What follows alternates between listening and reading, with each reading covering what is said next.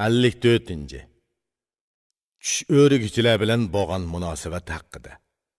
Yana bir bilim tush o'rish ilmidir. Tush ko'rilsa o'rgüchi yaxshi yo'l ochadi. Odam uxlasa tush ko'radi, bu tushni o'rishni bilsa degini darhol bo'ladi. Tush o'rgüchi tushni yaxshilikqa o'risa, tushi yaxshi bo'lib chiqadi, oqibati xushalliq bo'ladi.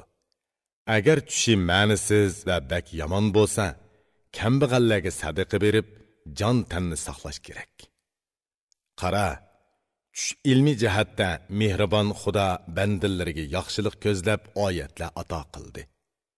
Kishining tushi yaxshi bo'lsa xushal bo'lish, yomon bo'lsa o'rnidan turib Allohga sig'inish kerak.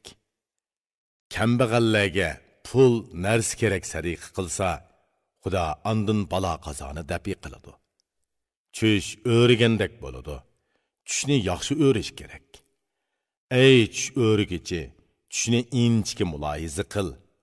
Shundoq qilganda tush yaxshi o'rilgan bo'ladi. Bilimlik, mehribon kishilar yaxshilikqa o'riydi. Ey qarindosh, bularga yaxshi muomala qilgin.